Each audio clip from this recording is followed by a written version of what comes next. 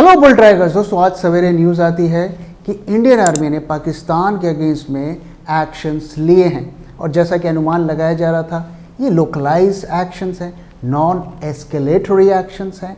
लेकिन इसको लेकर मार्केट्स पर क्या इम्पैक्ट पड़ सकते हैं, क्या मार्केट्स में इसका डर ख़त्म हो गया है? तो इस वीडियो में इसके बारे में हम डिटेल में बात करेंगे और मार्केट्स आगे हमें किस तरफ इशारा कर रहा है इसके बारे में भी बात करेंगे।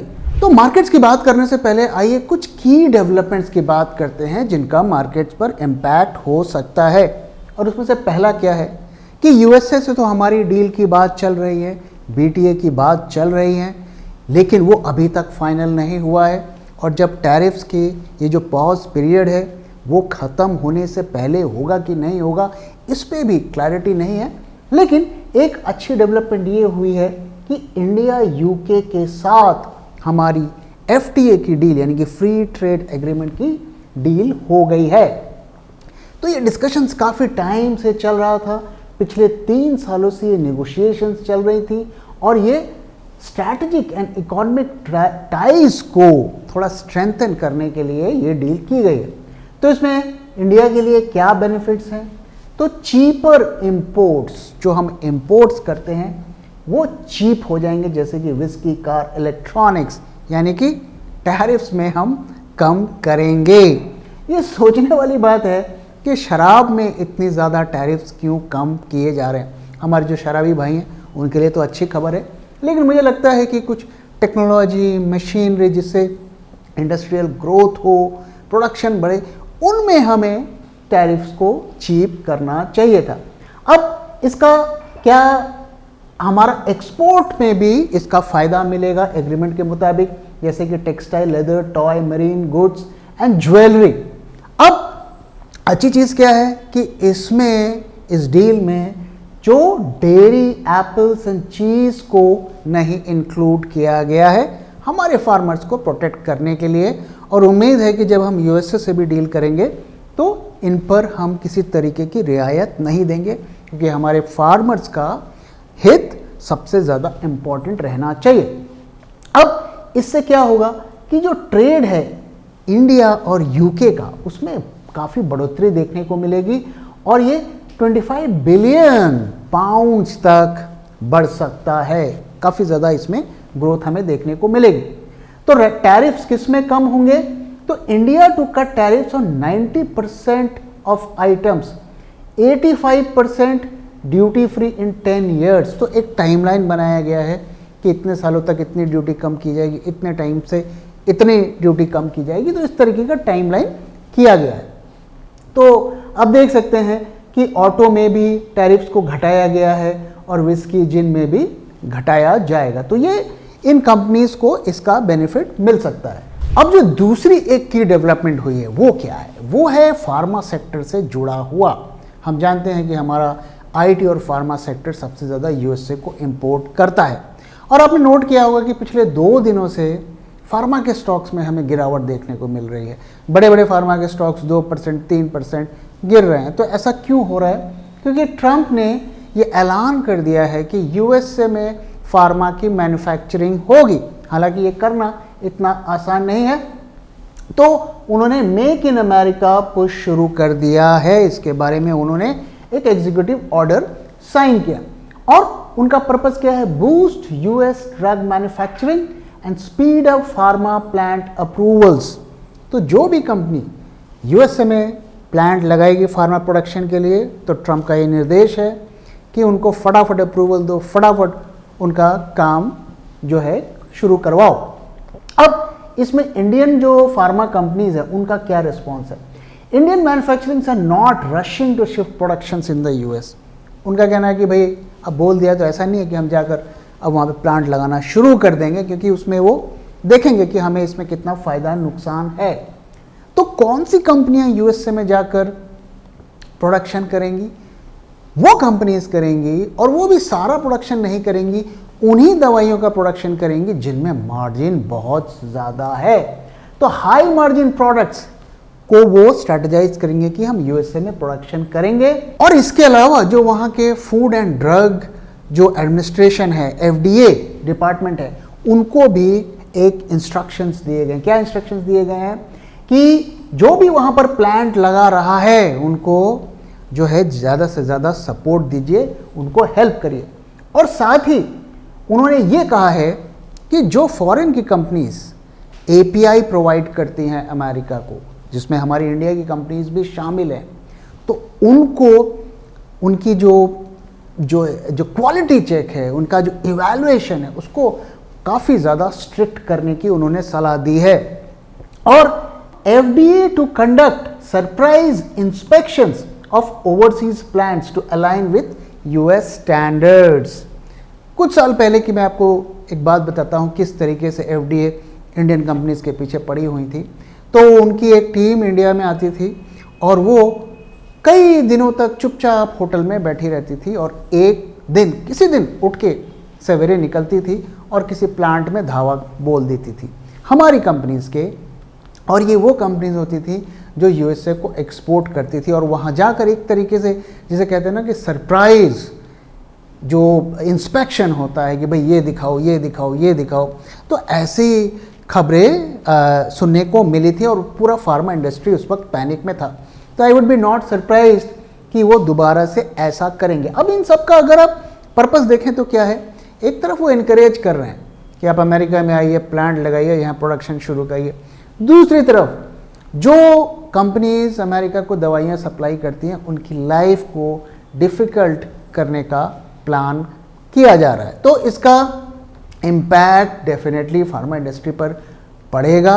लेकिन वो कंपनीज जो अपने स्टैंडर्ड्स को काफ़ी हाई रखती हैं और काफ़ी हाई मार्जिन प्रोडक्ट्स अमेरिका को सप्लाई करती हैं, लाइफ क्रिटिकल दवाइयों को सप्लाई करती हैं, तो उनका इसमें ज़्यादा इम्पैक्ट नहीं पड़ेगा। ओवरऑल इस डेवलपमेंट को मैं कैसे देख रहा हूँ, हमारी फार्मा कंपनीज के लिए शॉर्ट टर्म में ये नेगेटिव है, लॉन्ग टर्म में ये बहुत ज़्यादा नेगेटिव नहीं है, फिर वो फंडामेंटल्स ही प्ले आउट करेंगे। तो आइए दोस्तों हम मार्केट्स की बात करते हैं। तो आज सवेरे जो इंडियन आर्मी ने एक्शन लिया उसको लेकर मार्केट क्या सोचता है? क्या मार्केट उससे डरा हुआ है? क्या मार्केट को का डर ख़त्म हो गया है? क्या मार्केट एक्सपेक्ट कर रहा है कि इसमें फर्दर एस्केलेशंस होंगे? तो एस्केलेशंस होगा या नहीं होगा ये मैं नहीं कह सकता, ये आप नहीं कह सकते, ये आर्मी सरकार का मामला है। लेकिन मार्केट्स हमें किस तरीके के क्लूज दे रहा है, आइए थोड़ा समझने की कोशिश करते हैं। तो यहाँ पर ये आप देखिए कराची स्टॉक एक्सचेंज का चार्ट है और यहाँ पर निफ्टी का चार्ट है। तो आज के दिन इन्होंने कैसा परफॉर्म किया, तो अगर आप देखिए तो कराची स्टॉक एक्सचेंज 3% से ज़्यादा गिर गया। बीच में इसमें काफ़ी रिकवरी भी हमें देखने को मिली। एक टाइम पर ये 1-1.5% के आसपास डाउन था, लेकिन थोड़ा बहुत पैनिक यहाँ पर दिख रहा है। अगर मेजर पैनिक होता तो ये 5-7-8%, 10% तक गिरता। तो यहाँ पर थोड़ा फियर तो दिख रहा है, पर मैं पैनिक नहीं कहूँगा क्योंकि यहाँ पर एक रिकवरी भी हमें देखने को मिली। सिमिलर पिक्चर निफ्टी में भी देखने को मिला। जब मार्केट्स खुले आप देखिए यहाँ से गैप डाउन हुआ। गैप डाउन होने के बाद इन्होंने शार्प राइज देखने को मिली मार्केट में और ऐसा लगा कि नहीं ये तो सब डर खत्म हो गया। लेकिन फिर ड्रॉप दिखा, फिर राइज दिखा, फिर ड्रॉप दिखा और एक इनडिसाइसिव लेवल पर मार्केट सारा दिन चले, अप डाउन ग्रीन रेड होते रहे। तो यहाँ पर क्या देखने को मिल रहा है, वही सिचुएशन जो यहाँ पे देखने को मिल रहा है। यहाँ पे थोड़ा फियर ज़्यादा है, पैनिक नहीं दिख रहा है। यहाँ पर भी थोड़ा अनसर्टेनिटी, कंफ्यूजन का माहौल देखने को मिल रहा है। मार्केट्स ओवरऑल ग्रीन में रहे, बैंक निफ्टी इनफैक्ट ज़्यादा ग्रीन में रहा। लेकिन निफ्टी की अगर बात करें तो बहुत ज़्यादा कॉन्फिडेंस यहाँ पे नहीं देख रहा है। एक वो अप्रोच होती है ना, वेट एंड वॉच, देखते हैं क्या होता है, वो सिचुएशन यहाँ पर देखने को मिला। अब मार्केट के अंदर क्या गतिविधि हो रही है, आइए इसके बारे में और जानते हैं। तो आइए अब FIIs की इंडेक्स फ्यूचर्स की पोजीशंस देखते हैं, वहाँ पर क्या सिचुएशन देखने को मिल रहा है और मैं लगातार आपके साथ शेयर भी कर रहा हूँ। तो आप देखिए उनके शॉर्ट्स में कटौती होती जा रही है। अब सिर्फ 1000-1200 के करीब उनके शॉर्ट्स रह गए हैं। लगभग सारे शॉर्ट्स उन्होंने ख़त्म कर दिए हैं। कैश मार्केट्स में भी उनकी बाइंग की फिगर आ रही है, आज भी बाइंग की फिगर आई है। और यहाँ पे भी आप देखिए इसी तरीके की सिचुएशन बनी थी, लेकिन एक शार्प फिर उन्होंने फ्रेश शॉर्ट्स भी बनाए थे और लगभग वैसी ही सिचुएशन बन रही है। अब क्या वो वापस से शॉर्ट्स क्रिएट करेंगे या वापस से बुलिश पोजीशंस बनाएंगे, ये इस वक्त कहना मुश्किल है। वो टाइम जब भी उनकी पोजीशंस में मेजर चेंज होगा मैं आपके साथ शेयर करूंगा, लेकिन ओवरऑल यहाँ पर उनका जो आउटलुक है इस वक्त थोड़ा बुलिश बनता हुआ दिख रहा है। अब आइए जरा विक्स की बात करते हैं। तो मैंने आपके साथ शेयर किया कि निफ्टी में कंफ्यूजन का माहौल बना हुआ था, ग्रीन रेड कर रहा था।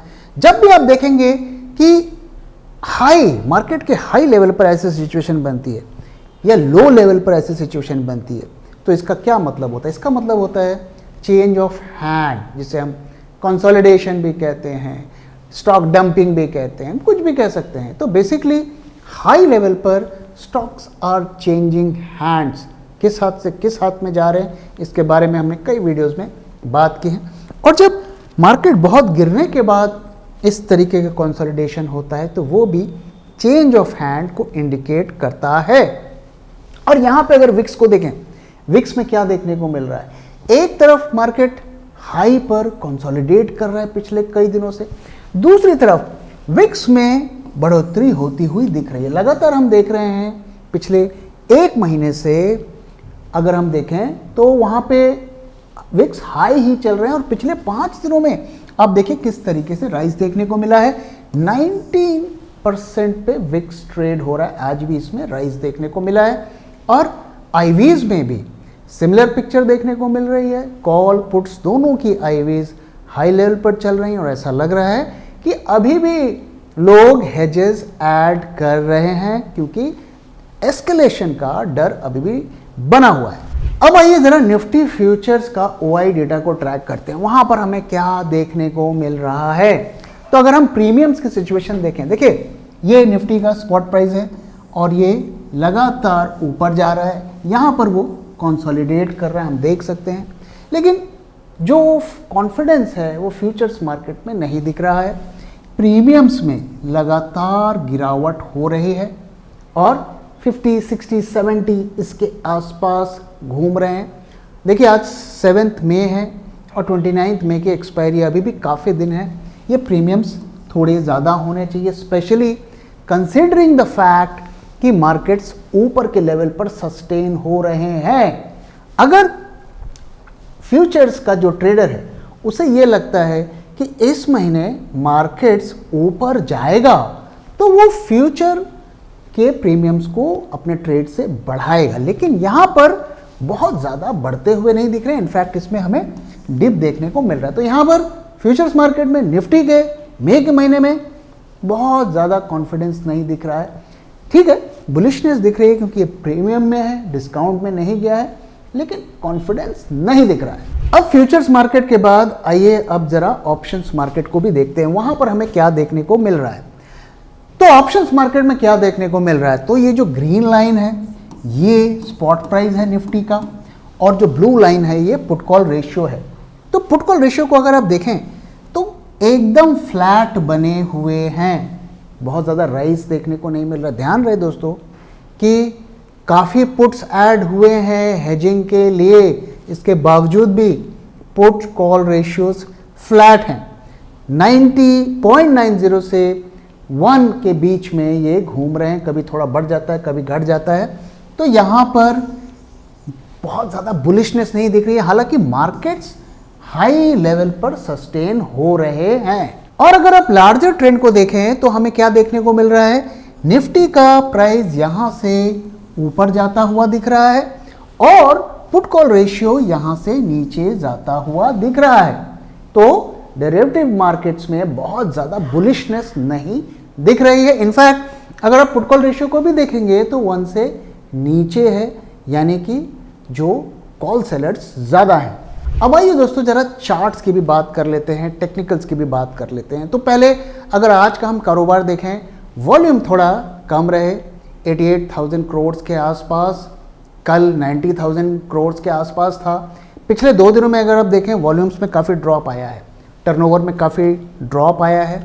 उससे पहले 7-8 दिन 10 दिन काफ़ी ज़्यादा टर्नओवर रहा, हाई के लेवल में इतना हाई टर्नओवर रहा और अब टर्नओवर कम होता हुआ दिख रहा है। देखिए रॉकेट को जैसे ऊपर जाने के लिए काफ़ी ज़्यादा फ्यूल चाहिए होता है, कॉन्स्टेंटली उसे बर्न करना रहता है, तभी वो ऊपर जाता है। उसी तरीके से अगर मार्केट्स को यहाँ से ऊपर जाने हैं तो हमें वॉल्यूम हाई देखना पड़ेगा। निफ्टी का भी अगर आप वॉल्यूम देखें तो कुछ खास यहाँ पर नहीं दिख रहा है, वॉल्यूम में ड्रॉप होता हुआ दिख रहा है। ये वॉल्यूम थोड़ा बढ़ना चाहिए और वो सस्टेन होना चाहिए। तो यहाँ पर अगर आप टेक्निकल्स में देखें कुछ खास बदलाव नहीं हुआ है, MACD अभी भी हमारा नीचे जा रहा है और प्राइसेस वहीं पर सस्टेन हो रहे हैं। तो कोई मेजर बदलाव नहीं है। सिचुएशन आप देख सकते हैं कि पिछले 10-12 दिनों से एक रेंज पर मार्केट अटका हुआ है।